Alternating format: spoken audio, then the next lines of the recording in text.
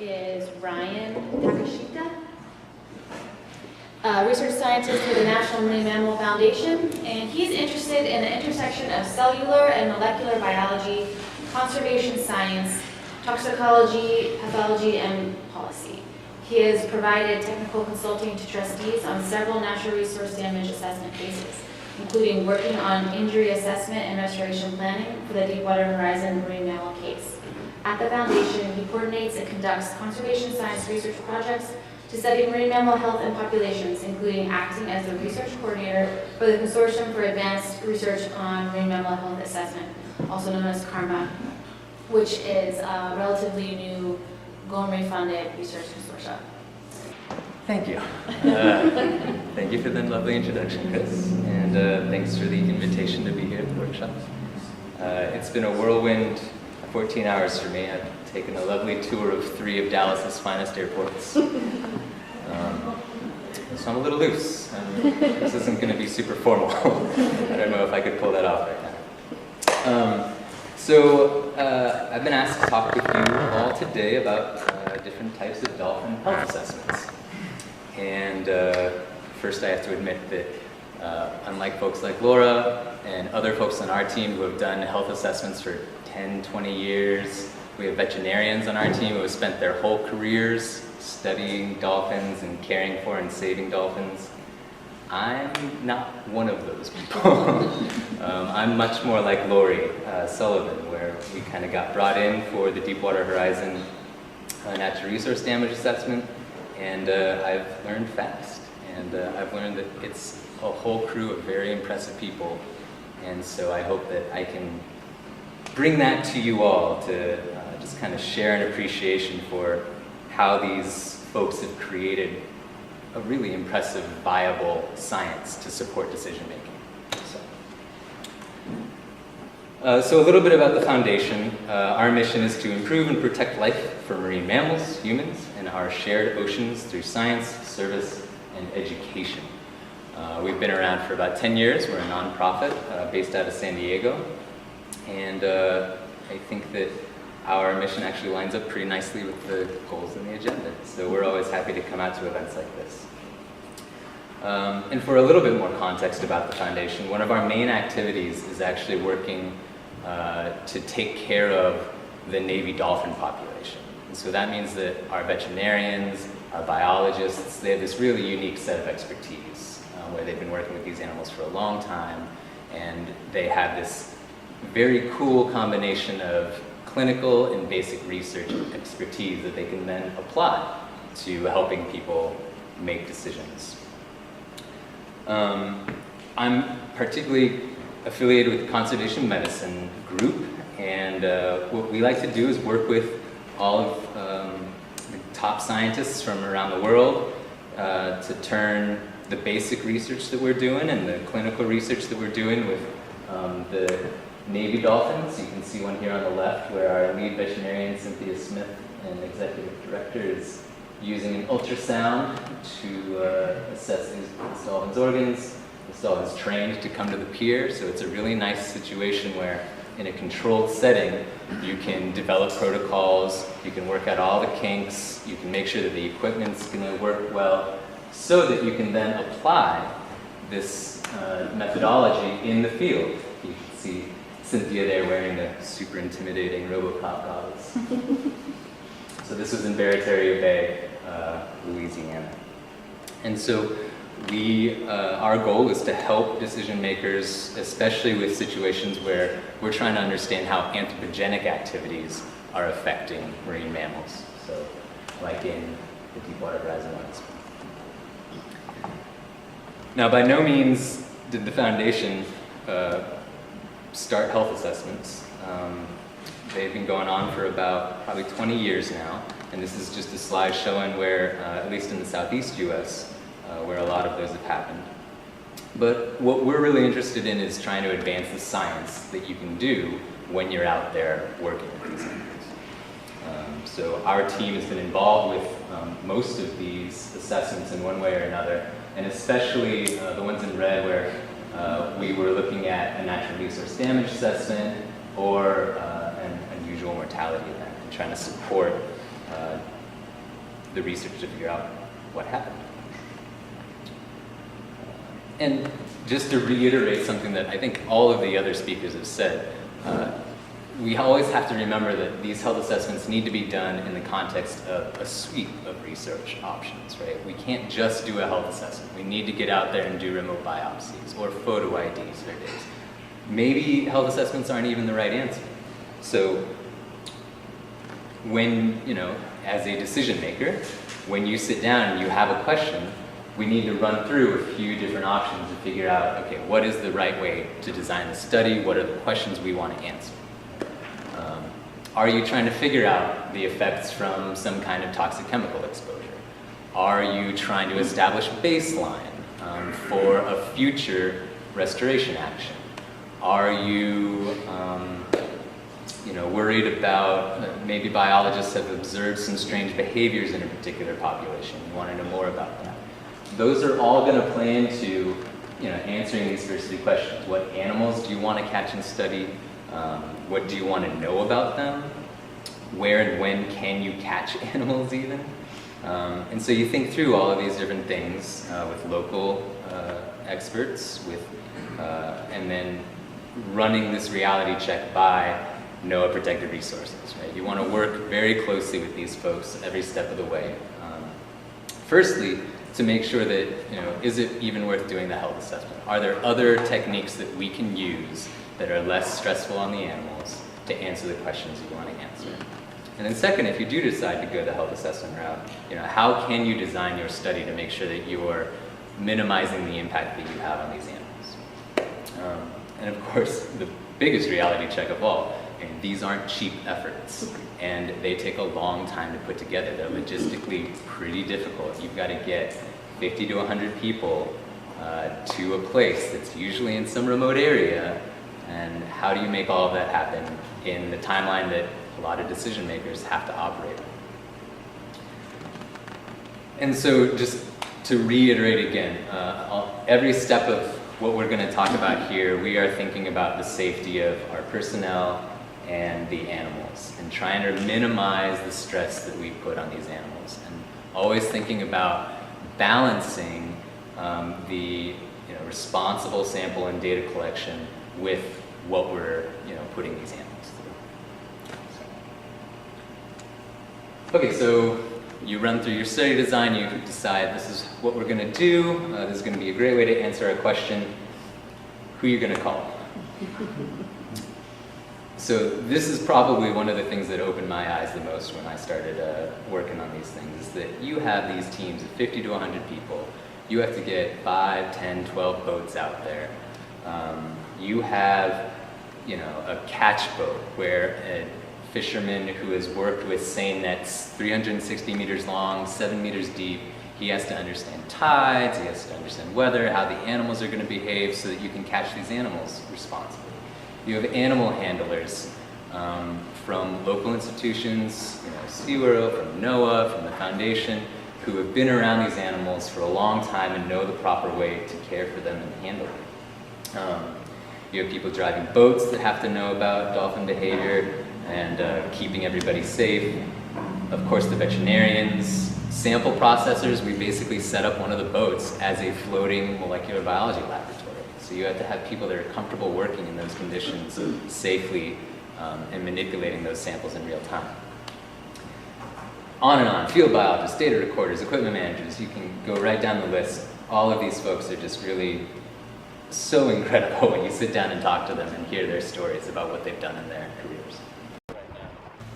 What we're looking to get is small numbers, 1, 2, or 3 animals in workable waters, which is anything less than 5 feet in depth. We've got a blue tag with 2 or 3 animals coming your way, Eric. Copy that, yeah, I just picked them up at my 12 o'clock. I see them. If we find such a group, we'll call in the catch boat with a 400-yard long net on the back of his boat. Dead out, dead out, dead out. And we'll set a compass, basically just a big circle around those dolphins. Yeah, I got about 3.5 on my sounder. There's 123 in the net. We have 2 in the net. 2 in the net. 2 in the net. We've got about 15 to 20 experienced animal handlers who will then put in the water and space them evenly around the compass and induce the animals to hit, ideally in a location that we choose. Go forward.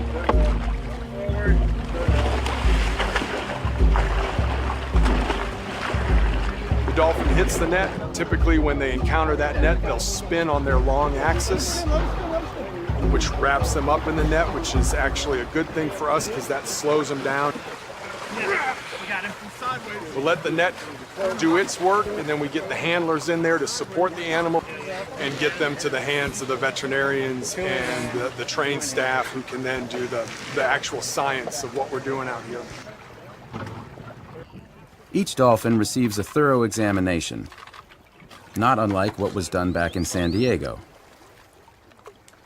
The major difference is that here, the goal is to discover any chronic health issues linked to oil exposure. You guys okay? Can we do cabin bar? Yeah. Yeah? Okay, so you guys can go ahead and come in and do that. And because dolphins are mammals and breathe through their blowhole, monitoring their respiration will help the veterinarians decide whether their lungs are healthy or diseased. 48. Blood samples are drawn from tail fins to screen red and white blood cells and to check for any abnormalities with their immune system. Very cool, number one, right? It's amazing to see in person. Number two, I just want to make sure, again, to emphasize that the decision to actually catch these animals is excruciating, especially when you're out on a boat in 95 degrees in the humidity in Sarasota Bay, waiting for something to happen. But in this case, Eric Zolman, the gentleman that was talking, is the person who's in charge of basically making that decision. And so that's him standing in the background there. And you know, he's thinking about so much at the same time, right? Number one, we can only catch so many animals safely at once. Number two, we want to make sure that they're old enough to handle the stress. Number three, we want to make sure that they're not too far along in a pregnancy to risk the pregnancy. We need to make sure that the water's shallow enough for the team to do their work safely, that the bottom of the seafloor is going to be safe. Weather, you know, just a ton of different parameters that go into making sure that all of this is done with the utmost care for both our research personnel and the animals. Okay. So, we did it. A bunch of apes in water got an amazing aquatic animal into the veterinarian's hands. So what do? It's actually very much like if you and I go to the doctor for a physical. Maybe more like a professional athlete. But you get lengths and weights on the animals. We take a picture of their dorsal fin to help with those photo ID cataloging, and just in case an animal shows up stranded and dead on a shoreline, we can help identify what that animal, who that animal might be. We look at their teeth. We collect information on perhaps breath and COT levels. We look at heart rates and different cardiac assessments. We draw blood and do an amazing amount of laboratory analyses on these blood samples. And down on the right, that's just the sample processing team working. Since this effort, we've actually gotten another boat that's actually enclosed to make the sampling a little bit more streamlined. So this is a more comprehensive list of the types of things we can do. We can look at contaminant loads. So if you're looking at a PAH exposure, you're looking at a PCB exposure, we can start looking at that. Just to give you an example, Randy Wells over in Sarasota has been doing his health assessments for over 20 years now, which is another incredible fact. And as long as those animals are unstressed and stable, which a lot of them are pretty used to getting captured at this point, last year I think he said he could have done up to 43 research projects on one of these animals. Now that's not, you know, every scientist lining up waiting to get their hands on the animal. This is a combination of people doing things at the same time, taking samples and then taking splits of those samples and all working from the same samples. And it's a combination of people doing things right there in the field, at the lab, in the evenings in the field, or sending it off to external laboratories to do their analyses. Okay, so once you have all of that data, what can you do? So Lori did a great job of summarizing some of the effects that we saw for the Deepwater Horizon injury assessment, and I'm just going to kind of make that link a little bit more clearly about how health assessments directly informed some of those findings. So when folks were out on the water, they kind of anecdotally said, ooh, these animals look skinny, they don't look very healthy. But it's not until you actually get them in hand, right, and you can start doing mass to length ratios and comparing animals in Sarasota Bay, which are in blue, which in Florida they didn't get any of this, in Sarasota they didn't get any deepwater oil, and compare them to animals in Barataria Bay. These are the red dots, and so for the males you can see really had poor body condition, and the females kind of were straddling that line of what's considered a healthy body condition. As much as we try to not stress out the animals, there's inevitably going to be some stress response, right? When you're setting a net around these animals and you're grabbing them. And this should, in a healthy animal, induce some sort of cortisol release into the bloodstream, kind of your fight or flight response, right? And so in Sarasota, you can see that when we collected blood and we sent it off to the lab, you can see these sort of elevated cortisol levels. But in Barataria Bay, these animals didn't induce that stress response. They had very, very low levels of cortisol and aldosterone. So this is, again, something you're not going to be able to do with a photo ID survey. We talked about the ultrasound earlier, and so this is something that without having a vet with a lot of expertise, with their hands on an animal, you're never going to know that Barataria Bay dolphins were 5 times more likely to have moderate to severe lung disease. You're looking at the pleural lining of the lung, and you can start to see, if you're one of these amazing vets, that the tissues lining the lungs are starting to get inflamed, you're starting to see edema, and this is going to impact how the animal can deal with additional stressors in addition to the lung disease. And then using the ultrasound, just like with human pregnancies, we can start to look at fetal and neonatal loss. Normally the data that are associated with looking at reproductive failures is something that you're doing with reproductive follow-ups and photo ID surveys. But now, if you have the ability to look at some of these animals, number one, you can identify early-term pregnancies that you might have missed. Number two, if you look at the diameter of the skull, you can actually predict the due date. And so you can help your photo ID teams and your follow-up teams by saying, okay, you probably need to find this animal around this time to identify whether this pregnancy actually came to term. Okay, so since the Deepwater Horizon NRDA, we are following up on those reproductive effects of oil exposure. I think Lori mentioned this, but it's worth repeating. In Sarasota, they typically have an 80% reproductive success rate. In Barataria Bay, post-Deepwater, was 20%. So we're trying to figure out, are those effects still happening? It seems like they're starting to come back up, but that's the work that we're doing right now for a GOMRI 4 project.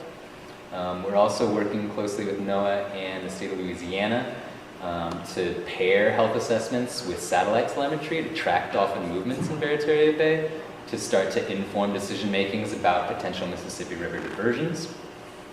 And then what I'm going to try to fly through here at the end is our exciting new project, the Consortium for Advanced Research on Marine Mammal Health Assessment, CARMA. So CARMA is a consortium of something like 10 institutions, all research scientists, and we have funding for 2 years to basically improve our veterinary and laboratory techniques to assess dolphin health. We are also going to look at the indirect effects of how Deepwater Horizon might have affected prey and therefore had effects on dolphins. We're really interested in looking at the health status of dolphins from stocks other than Barataria Bay and Mississippi Sound, which are the 2 that we mostly looked at for Deepwater. So we're going to get out there and look at the northern coastal stock.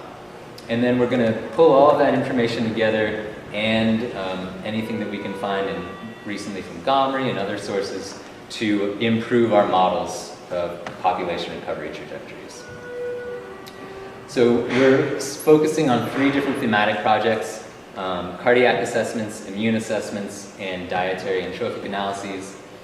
So since the NRDA, some of the veterinarians have noticed that anecdotally they're hearing what seems to be heart murmurs in the dolphins.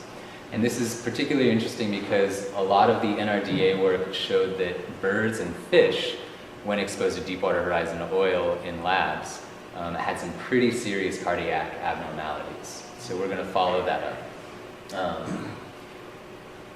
Our colleague at UConn, Sylvain de Guise, has found that there are some immune dysfunctions going on with different pathways in the dolphins that we captured. And so there's not a lot of assays and reagents that are specific for dolphins at this kind of cutting edge of immunology. So he's going to work on developing those assays and apply them to samples that we collect. And then Ruth Carmichael at the Dolphin Sea Island Laboratory and Maggie Broadwater at NOAA NCOS are going to look at stable isotopes and fatty acids respectively to try to get at this question of how diet and how body condition might affect health a little bit more closely. And so of course we're going to use these, we're going to use field studies to help answer some of these questions. So we'll be doing some trawls associated with our health assessments for the dietary sampling to look at prey samples and collect dolphin samples. And then we're going to do 3 different health assessments. We're going to continue working with Randy down in Sarasota Bay, one to make sure that the techniques that we're developing can be deployed in a little bit nicer of a setting in Sarasota.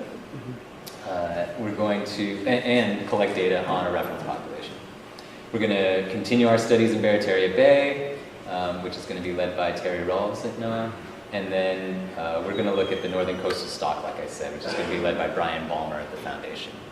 So just real quickly, you can see that this coastal stock actually these animals can move all the way from the bend in Florida all the way to the mouth of the Mississippi River. And so one thing that we're going to have to pair these health assessments with, since we're going to be catching at Dolphin Island, the red circle there, we don't necessarily know whether the animal we catch is going to be from the coastal stock, which is our target, or whether it'll be from the Mobile Bay BSE stock, Bayside Estuary, or whether it'll be from the Mississippi Sound stock. So we're going to have to follow up our health assessments with satellite tagging and with remote biopsies combined with genetics to really dial in, okay, what family does this dolphin belong to, basically? And is it one of the animals that we're trying to identify with this northern?